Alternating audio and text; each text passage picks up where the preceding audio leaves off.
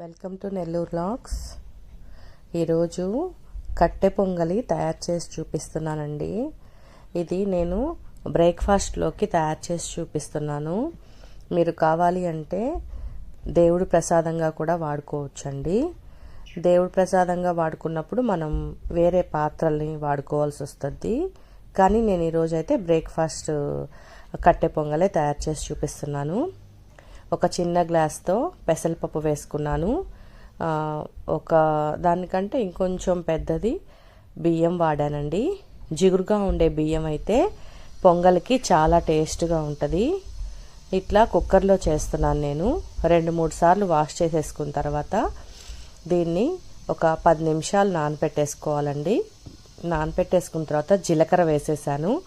జీలకర్ర వేసేసి మనం 1కి 2 గ్లాసులు వాటర్ అండి. కుక్కర్లో 3 విజిల్స్ రంపించాలి.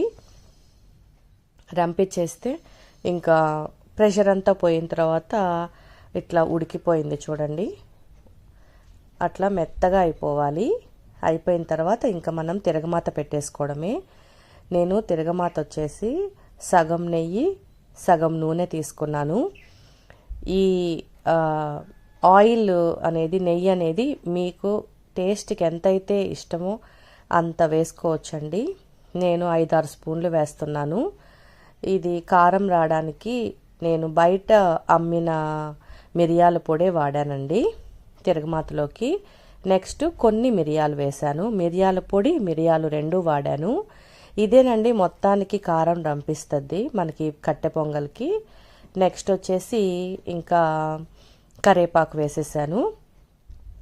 ఇట్లా పొంగల్నంతా కూడా మెదిపేసుకున్నాను. చూడండి, ఒక గ్లాస్కి నాకు ఎంత పొంగల్ వచ్చిందో బాండీ నిండా వచ్చింది.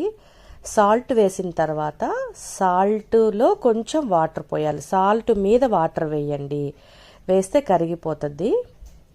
ఇంకా మొత్తం రెడీ అయిపోయిందండి. మీకు ఈ పొంగలు మరీ లూజ్గా కాకుండా మరీ గట్టిగా కాకుండా కొంచెం వేడి నీళ్ళు పోసుకుంటూ కూడా కలిపేసేసుకోవచ్చు. ఏమి మనకైతే పాడవదండి పొంగలి.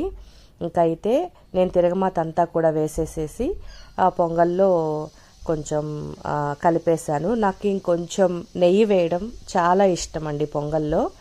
ఇంకంతకంటే లూజ్గా ఉంటే బాగుండదు. ఇలా కట్టె పొంగల్ తయారైపోయిందండి. ఇంకా కుక్కర్లో ఈ విధంగా కట్టె పొంగలి తయారు చేసుకోండి. చాలా బాగుంటుంది. చాలా చలువ కూడా బాడీకి.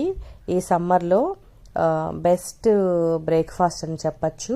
నేను చేసిన మెథడ్లోనే ఒక్కసారి ఒక గ్లాస్తో తయారు చేసి చూడండి. థ్యాంక్ యూ అండి.